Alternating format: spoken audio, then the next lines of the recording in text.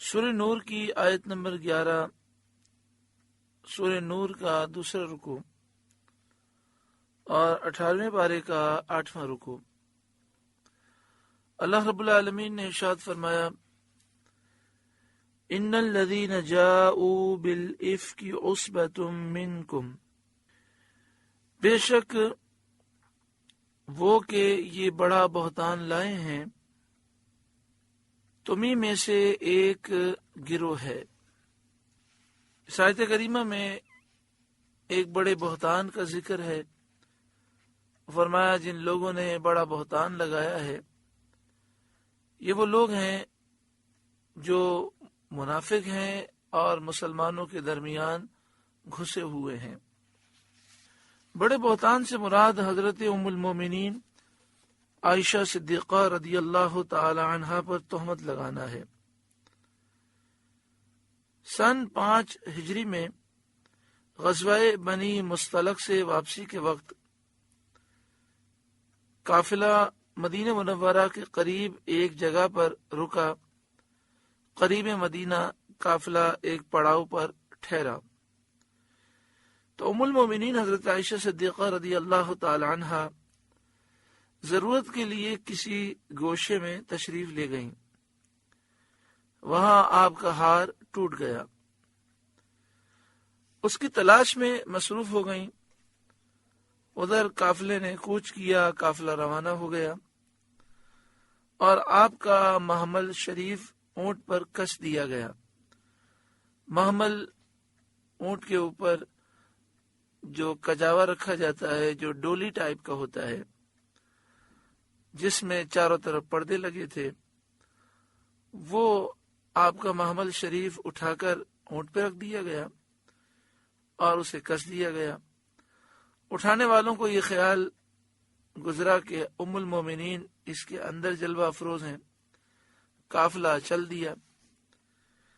آپ واپس آئیں، آ کر آپ قافلے کی جگہ پر بیٹھ گئیں اور آپ نے خیال کیا کہ میری تلاش میں قافلہ ضرور واپس ہوگا۔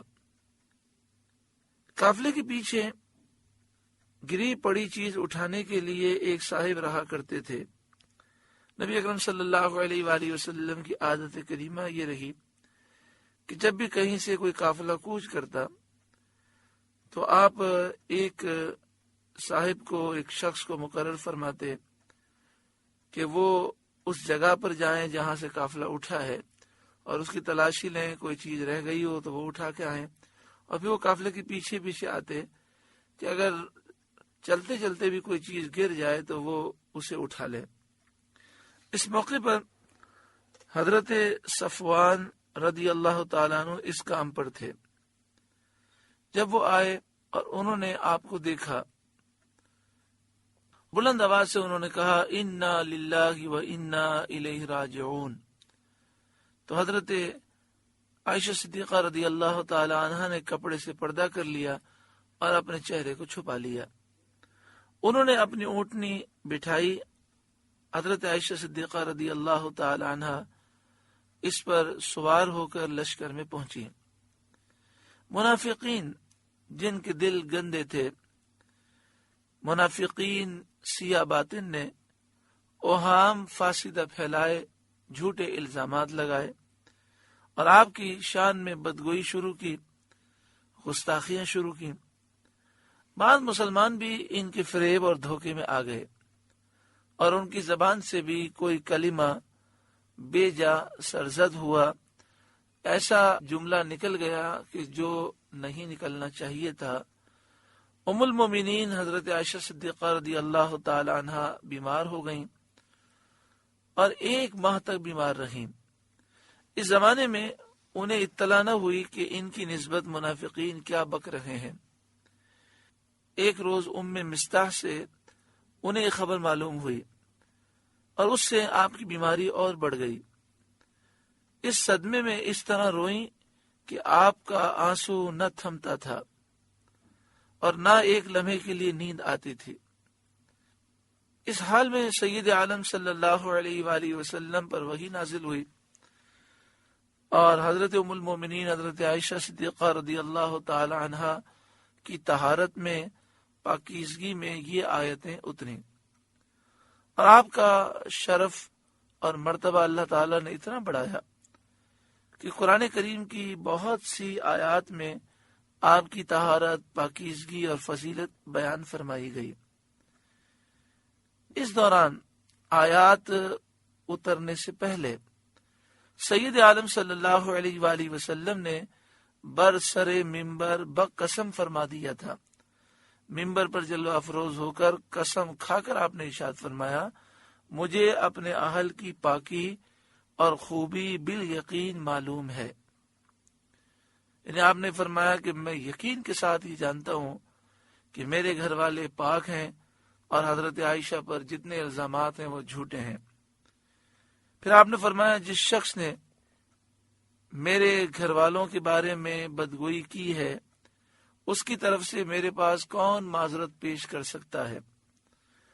حضرت عمر رضی اللہ تعالی عنہ نے فرمایا کہ منافقین بالیقین جھوٹے ہیں، منافقین کے جھوٹے ہونے میں کوئی شک نہیں۔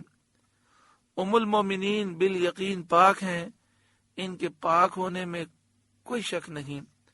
اللہ تعالیٰ نے سید عالم صلی اللہ علیہ وآلہ وسلم کے جسم پاک کو مکھی کے بیٹھنے سے محفوظ رکھا کہ وہ نجاستوں پر، گندگی پر بیٹھتی ہے۔ کیسے ہو سکتا ہے کہ وہ اللہ آپ کو بد عورت کی صحبت سے محفوظ نہ رکھے؟ یعنی آپ کی صحبت میں کوئی بری عورت آ ہی نہیں سکتی۔ حضرت عثمان غنی رضی اللہ تعالیٰ عنہ نے بھی اس طرح آپ کی طہارت بیان کی اور فرمایا کہ اللہ تعالیٰ نے آپ کا سایہ زمین پر نہ پڑنے دیا تاکہ اس سائے پر کسی کا قدم نہ پڑے۔ تو جو پروردگار آپ کے سائے کو محفوظ رکھتا ہے، کس طرح ممکن ہے کہ وہ آپ کے گھر والوں کو، اہل کو محفوظ نہ فرمائے؟ حضرت علی مرتضی رضی اللہ تعالی عنہ نے فرمایا کہ ایک جوں کا خون لگنے سے پروردگار عالم نے آپ کو نالین اتار دینے کا حکم دیا۔ حدیث پاک میں ہے، نبی اکرم صلی اللہ علیہ وآلہ وسلم نماز پڑھ رہے تھے اور کسی عذر کی وجہ سے، کسی وجہ سے آپ نالین پہن کر نماز ادا فرما رہے تھے۔ دوران نماز آپ نے اپنے نالین اتار دیے۔ صحابہ نے پوچھا تو نبی اکرم صلی اللہ علیہ وآلہ وسلم نے فرمایا، جبریل حاضر خدمت ہوئے اور عرض کی کہ آپ کے نالین پر ایک جوں کا خون لگا ہے۔ جوں کا خون ناپاک نہیں ہوتا، لیکن پھر بھی اللہ تعالیٰ نے یہ پسند نہ فرمایا کہ آپ کے نالین پر یہ اتنی سی آلودگی لگی ہو۔ تو حضرت علی رضی اللہ تعالیٰ عنہ نے فرمایا کہ ایک جوں کا خون لگنے سے پروردگار عالم نے آپ کو نالین اتار دینے کا حکم دیا۔ جو پروردگار آپ کی نالین شریف کی اتنی سی آلودگی کو گوارا نہ فرمائے، ممکن نہیں کہ وہ آپ کے اہل کی آلودگی گوارا کرے۔ اس طرح بہت سے صحابہ اور بہت سی صحابیات نے قسمیں کھائیں۔ آیت نازل ہونے سے پہلے ہی حضرت ام المومنین عائشہ صدیقہ رضی اللہ تعالی عنہا کی طرف سے مسلمانوں کے دل مطمئن تھے، نبی اکرم صلی اللہ علیہ وآلہ وسلم کا دل بھی مطمئن تھا۔ آیت کے نزول نے حضرت عائشہ کا عز و شرف اور زیادہ کر دیا، اور بدگوئیوں کی بدگوئی اللہ اور اس کے رسول اور صحابہ کبار کے نزدیک باطل ہے، اور بدگوئی کرنے والوں کے لیے سخت ترین مصیبت ہے۔ اس پورے واقعے سے یہ بالکل بات واضح ہوئی کہ آیات نازل جو کی گئیں، صحابہ کرام علیہم رضوان اور نبی اکرم صلی اللہ علیہ وآلہ وسلم پہلے ہی مطمئن تھے کہ حضرت عائشہ صدیقہ رضی اللہ تعالی عنہ پاک ہیں، اور ان کے ذہن میں ذرہ برابر بھی یہ بدگمانی نہیں تھی کہ انہوں نے کوئی ایسا معاملہ کیا ہے۔ صحابہ کرام علیہم رضوان نے حضور کی بارگاہ میں حضرت عائشہ صدیقہ رضی اللہ تعالی عنہ کی شان بھی بیان کی، آپ کی پاکی بھی بیان کی، اور پھر یہ کئی آیات نازل ہوئیں جس سے حضرت عائشہ صدیقہ رضی اللہ تعالیٰ عنہ کی شان و عظمت کا مزید اظہار ہوا۔ ان الذین جاؤوا بالافک عصبۃ منکم، بے شک وہ کہ یہ بڑا بہتان لائے ہیں تمہیں میں سے ایک گروہ ہے، لا تحسبوہ شرا لکم، اسے اپنے لیے برا نہ سمجھو، بل ہوا خیر لکم، بلکہ وہ تمہارے لیے بہتر ہے، یعنی اللہ تبارک و تعالی تمہیں اس پر جزا دے گا۔ اور حضرت ام المومنین عائشہ صدیقہ رضی اللہ تعالی عنہ کی شان اور ان کی برات ظاہر فرمائے گا۔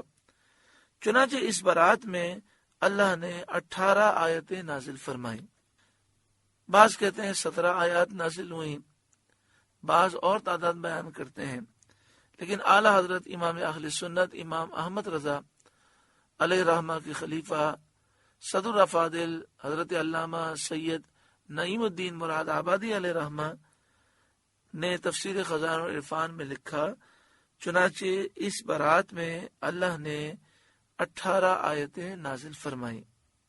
لِكُلِّ امْرِئٍ مِّنْهُمْ مَا اكْتَسَبَ مِنَ الْإِثْمِ، ان میں ہر شخص کے لیے وہ گناہ ہے جو اس نے کمایا، یعنی جیسا اس کا عمل ہے ویسا اس کے نامہ اعمال میں گناہ لکھا گیا۔ کسی نے طوفان اٹھایا، کسی نے بہتان اٹھانے والوں کی زبانی موافقت کی اور زبان سے کہا کہ ہاں تمہاری بات صحیح معلوم ہوتی ہے، کوئی ہنس دیا، کسی نے خاموشی کے ساتھ سن ہی لیا۔ جس نے جو کیا اس کا بدلہ پائے گا، جس نے بہتان لگایا اس کا طوفان اٹھایا، جس نے اس طوفان میں اس بہتان میں زبانی کسی کا ساتھ دیا، کوئی سن کر ہنسنے لگا، اور جو خاموش رہا اور رد نہیں کیا، وہ سب اپنے نامہ اعمال میں گناہ پائیں گے۔ جس نے جتنا زیادہ گناہ کیا اتنے ہی نامہ اعمال میں اس کے لیے گناہ کی شدت لکھی جائے گی۔ لِكُلِّ امْرِئٍ مِّنْهُمْ مَا اكْتَسَبَ مِنَ الْإِثْمِ، ان میں ہر شخص کے لیے وہ گناہ ہے جو اس نے کمایا۔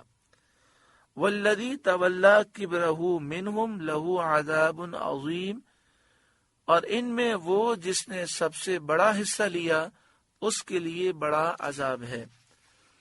سب سے بڑا جو حصہ لینے والا ہے کہ اپنے دل سے یہ طوفان گڑا اور اس کو مشہور کرتا پھرا، وہ منافقوں کا سردار عبداللہ بن ابی بن سلول تھا۔ آخرت میں اسے سخت سزا دی جائے گی، اور دنیا میں بھی انہیں 80 کوڑے مارے گئے۔ جتنے منافقین تھے جنہوں نے الزام لگایا سب کو 80 کوڑے مارے گئے۔ حضرت صدر الافاضل نعیم الدین مراد آبادی علیہ رحمہ لکھتے ہیں، مروی ہے کہ ان بہتان لگانے والوں پر بحکم رسول کریم صلی اللہ علیہ وآلہ وسلم حد قائم کی گئی اور 80 کوڑے لگائے گئے۔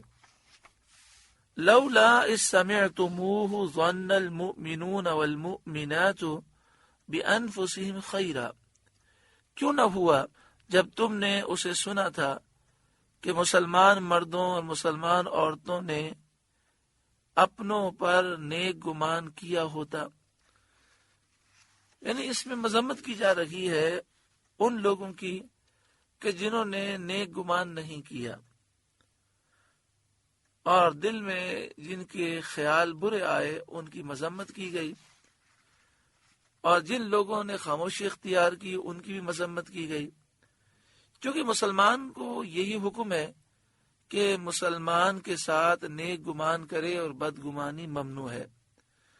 بعض بدعقیدہ بد مذہب گمراہ جو میلاد کو بدعت کہتے ہیں، یا رسول اللہ کہنے کو شرک کہتے ہیں، مسلمانوں پر شرک اور بدعت کے جھوٹے الزام لگاتے ہیں، صلاۃ و سلام پڑھنے کو بدعت کہتے ہیں، ایسے گمراہ بے باک یہ کہہ گزرتے ہیں کہ سید عالم صلی اللہ علیہ وآلہ وسلم کو معاذ اللہ اس معاملے میں بدگمانی ہو گئی تھی۔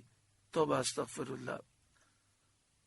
وہ مفتری کذاب ہیں، جھوٹ باندھنے والے بہت بڑے جھوٹے کذاب ہیں، اور شان رسالت میں ایسا کلمہ کہتے ہیں جو مومنین کے حق میں بھی لائق نہیں۔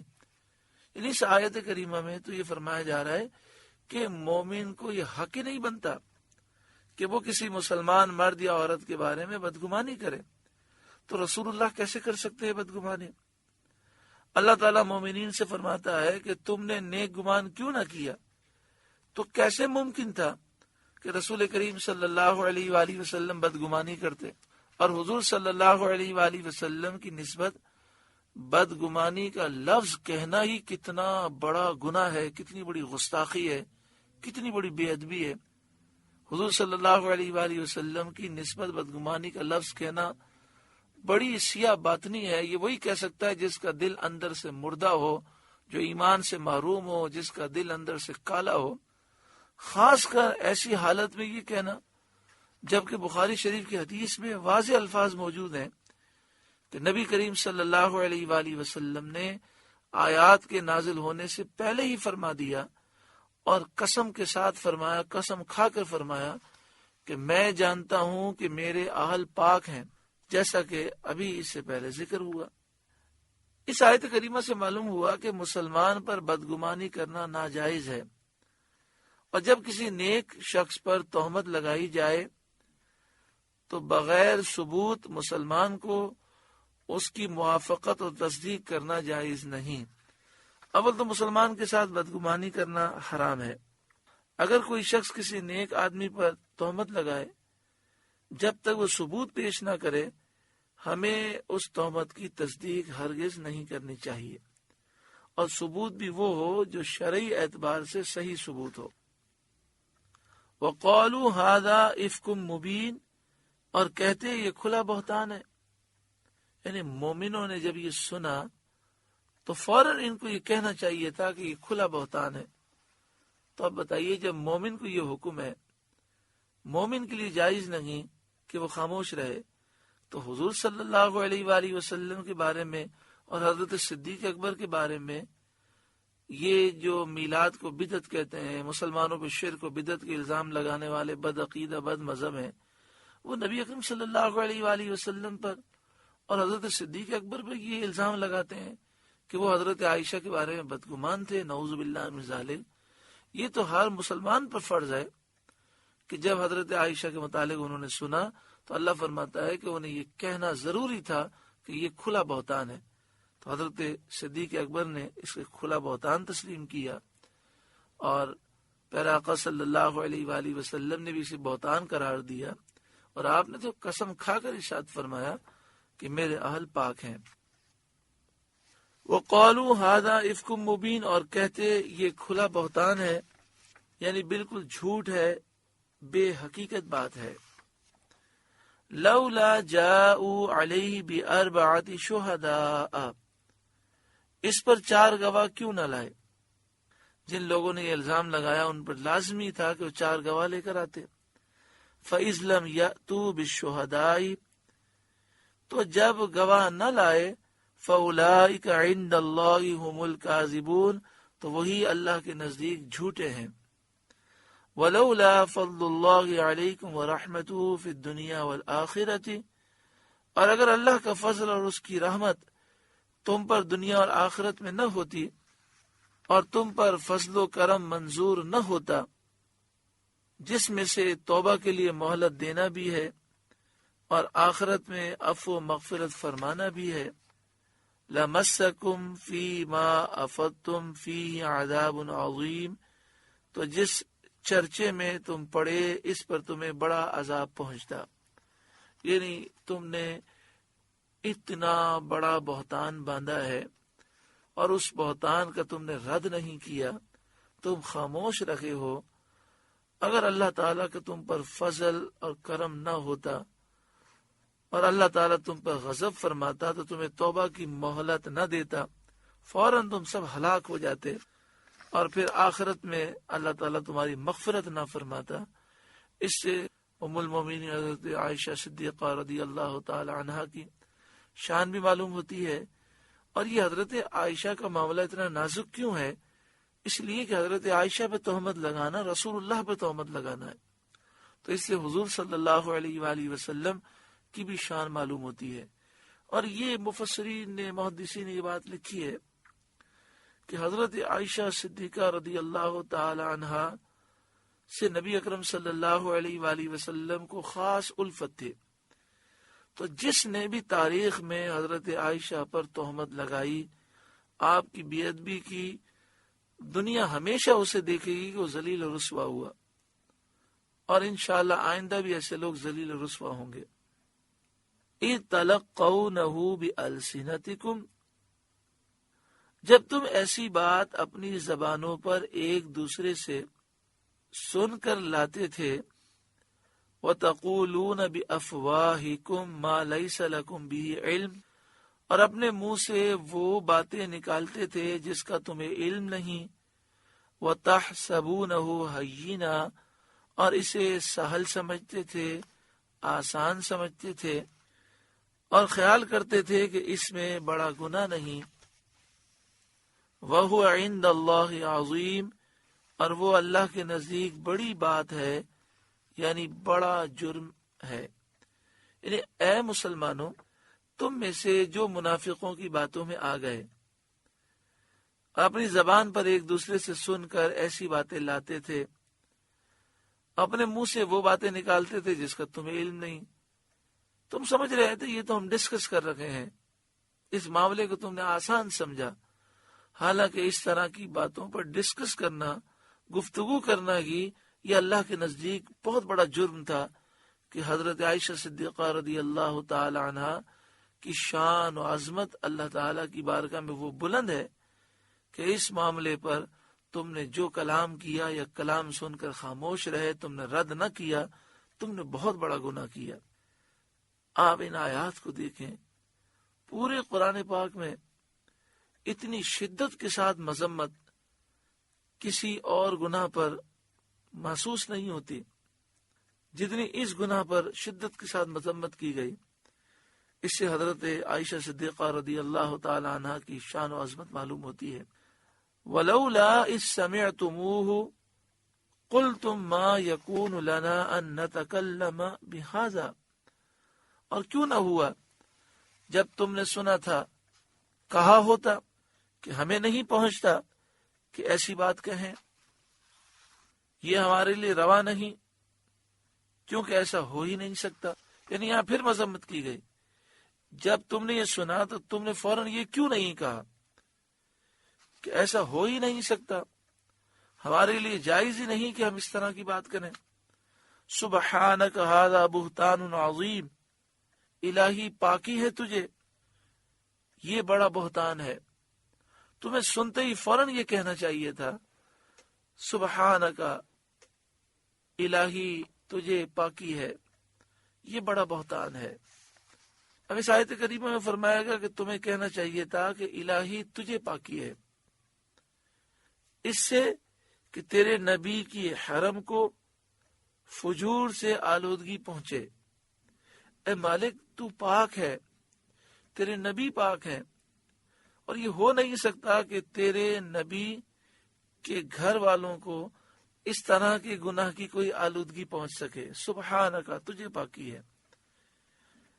حضرت صدر افاضل مولانا نعیم الدین مراد آبادی علیہ رحمہ لکھتے ہیں، مسئلہ یہ ممکن ہی نہیں کہ کسی نبی کی بیوی بدکار ہو سکے، اگرچہ اس کا کفر میں مبتلا ہونا ممکن ہے، کیونکہ انبیاء کفار کی طرف مبعوث ہوتے ہیں، تو ضروری ہے کہ جو چیز کفار کے نزدیک بھی قابل نفرت ہو، اس سے وہ پاک ہوں، اور ظاہر ہے کہ عورت کی بدکاری ان کے نزدیک قابل نفرت ہے۔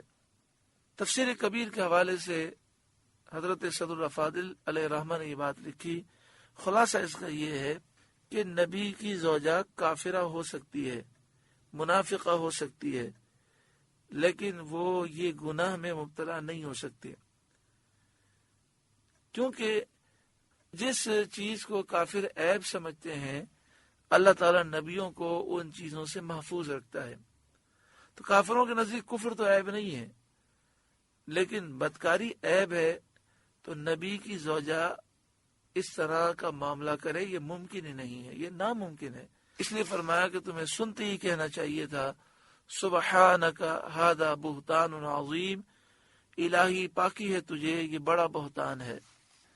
یعظکم اللہ ان تعودوا لمثلہ ابدا ان کنتم مؤمنین، اللہ تمہیں نصیحت فرماتا ہے کہ اب کبھی ایسا نہ کہنا اگر ایمان رکھتے ہو۔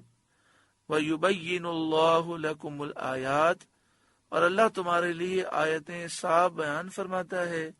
وَاللَّهُ عَلِيمٌ حَكِيمٌ، اور اللہ علم و حکمت والا ہے۔ إِنَّ الَّذِينَ يُحِبُّونَ أَن تَشِيعَ الْفَاحِشَةُ فِي الَّذِينَ آمَنُوا، وہ لوگ جو چاہتے ہیں کہ مسلمانوں میں برا چرچا پھیلے، بے حیائی پھیلے، لہم عذاب علیم فی الدنیا والآخرہ، ان کے لیے دردناک عذاب ہے دنیا اور آخرت میں، یعنی اس جہاں میں بھی ان کے لیے عذاب ہے، اور وہ حد قائم کرنا ہے۔ جن لوگوں نے یہ بہتان لگایا انہیں 80 کوڑے مارے گئے، اور آخرت میں ان کے لیے عذاب ہے، جہنم ہے، اگر بغیر توبہ کے یہ مر جائیں۔ واللہ یعلم وانتم لا تعلمون، اور اللہ جانتا ہے اور تم نہیں جانتے۔ اللہ رب العالمین دلوں کے راز جانتا ہے، باطن کے احوال جانتا ہے، لیکن تم نہیں جانتے۔ اس آیت کریمہ میں اس بات کی مذمت کی گئی کہ کوئی مسلمانوں میں بے حیائی پھیلانا چاہے، برا چرچا پھیلانا چاہے۔ یہ بات یاد رکھیں کہ ایک ہے خود بے حیائی میں مبتلا ہونا، اور دوسرا ہے مسلمانوں میں بے حیائی عام کرنا۔ خود بھی بے حیائی سے بچنا چاہیے، اور مسلمانوں میں بھی بے حیائی کو عام کرنے سے بچنا چاہیے۔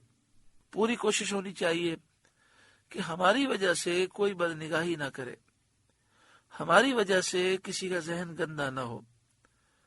افسوس ہے ان بھائیوں پر، ہماری ان بہنوں پر کہ جو واٹس ایپ اور فیس بک اور انٹرنیٹ کے مختلف ذرائع کے ذریعے مختلف پکچرز اور ویڈیوز شیئر کرتے ہیں، سینڈ کرتے ہیں، فارورڈ کرتے ہیں، حالانکہ ان میں بے حیائی ہوتی ہے۔ تو ایسے لوگ بے حیائی پھیلانے کا ذریعہ ہوتے ہیں۔ اسی طرح جو اپنی پروڈکٹس پر مختلف قسم کی عورتوں کی تصویریں شائع کرتے ہیں، اخبارات میں، میگزین میں، اسی طرح ٹی وی چینلز پر، اسی طرح اشتہارات میں، انہیں بھی سوچنا چاہیے کہ وہ مسلمانوں میں بے حیائی پھیلانے کے ذمہ دار ہیں۔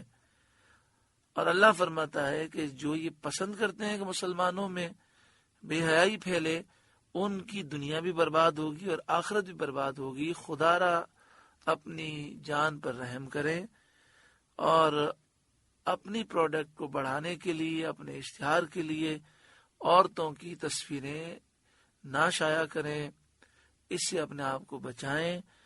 کیا فائدہ اس دولت کا کہ جس دولت میں برکت نہ ہو، سکون نہ ہو، چین نہ ہو، دنیا بھی برباد ہو، آخرت بھی برباد ہو۔ دولت تو قارون کے پاس بھی تھی، فرعون کے پاس بھی تھی، نمرود کے پاس بھی تھی۔ صرف دولت کا مل جانا کوئی کامیابی نہیں ہے۔ اللہ سے دعا مانگیں عثمان غنی کے خزانہ نصیب ہو۔ تو حرام کام کر کے جو دولت ملتی ہے وہ حرام ہوتی ہے، وہ تباہ کر دیتی ہے انسان کو۔ تو جتنے بھائی سن رہے ہیں، سب سے گزارش ہے کم از کم یہ پوری کوشش کریں کہ ہماری وجہ سے کسی مسلمان میں بے حیائی عام نہ ہو، ہم بے حیائی پھیلانے کا ذریعہ نہ ہوں۔ وَلَوْلَا فَضْلُ اللَّهِ عَلَيْكُمْ وَرَحْمَتُهُ، اور اگر اللہ کا فضل اور اس کی رحمت تم پر نہ ہوتی، وَأَنَّ اللَّهَ رَؤُوفٌ الرحیم، اور یہ کہ اللہ تم پر نہایت مہربان مہر والا ہے، یعنی اگر اللہ کا فضل اور اس کی رحمت تم پر نہ ہوتی تو تم اس تہمت لگانے اور خاموش رہنے کا مزہ چکھتے، تمہیں برباد کر دیا جاتا۔ یعنی اس میں بار بار یہ ذکر کیا گیا کہ جب منافقین نے یہ بات کہی تو تم خاموش کیوں رہے؟ تمہیں فوراً رد کرنا چاہیے تھا. تم کہتے یہ بہتان عظیم ہے، یہ جھوٹ ہے، ایسا ہو ہی نہیں سکتا. ھذا افک مبین، یہ کھلا بہتان ہے، تم یہ کہتے. اب آپ مجھے بتائیے، جو مسلمان خاموش رہے، رد نہیں کیا، ان کی قرآن مذمت فرما رہا ہے. تو بدعقیدہ بد مذہب لوگ نبی کے بارے میں یہ کہتے ہیں نعوذ باللہ من ذالک. پیارے آقا صلی اللہ علیہ وآلہ وسلم بدگمانی کا شکار ہو گئے تھے، حضرت صدیق اکبر شکار ہو گئے تھے، حضرت عائشہ رضی اللہ تعالیٰ عنہ کی والدہ شکار ہو گئی تھی بدگمانی کا. لا حول ولا قوت الا باللہ. اصل میں انہوں نے مسلمانوں پر شرک و بدعت کے جب الزام لگائے اور مسلمانوں کے دلوں سے محبت رسول نکالنے کی کوشش کی تو یہ ایمان سے محروم ہو گئے. کوئی بھی مسلمان اس طرح کی بات نہیں کر سکتا. یہ بدعقیدہ لوگ ایسی بات کیوں کرتے ہیں اور نبی اکرم صلی اللہ علیہ وآلہ وسلم پر اتنا بڑا جھوٹا الزام لگاتے ہیں، گستاخی کرتے ہیں؟ ایسا کیوں کرتے ہیں؟ اصل میں یہ چاہتے یہ ہیں کہ یہ ثابت ہو جائے کسی طریقے سے کہ نبی اکرم صلی اللہ علیہ وآلہ وسلم کو اللہ تعالیٰ نے غیب کا علم نہیں دیا. تو یہ ثابت کرنے کے لیے یہ ایسی بکواسات کرتے ہیں. وہ پہلے یہ بکواس کرتے ہیں، بکواس کر کے کہتے ہیں دیکھو اگر حضور کو پتا ہوتا تو حضور بدگمانی کا شکار نہ ہوتے. اس کا مطلب یہ ہوا کہ حضور کو کچھ پتہ ہی نہیں ہے. لا حول ولا قوت الا باللہ. نقل کفر نباشت توبہ استغفر اللہ. اللہ تعالیٰ ایسے لوگوں کے شر سے محفوظ فرمائے کہ توحید کا نام لے کر خود اپنا ایمان بھی انہوں نے برباد کیا، نبی صلی اللہ علیہ وسلم کی گستاخی کر کے، اور دوسروں کا بھی ایمان برباد کرنے کی کوشش کرتے ہیں. اللہ تعالیٰ ان بدعقیدہ لوگوں کے شر سے ہر مسلمان کو محفوظ فرمائے اور ان سے دوری عطا فرمائے، ان سے دوستی سے محفوظ فرمائے، ان سے تعلقات رکھنے سے محفوظ فرمائے. اللہ تعالیٰ ایسے بدعقیدہ اور گستاخوں سے ہر مسلمان کو دور فرما دے. اللہ ہم سب کے ایمان کی حفاظت فرمائے.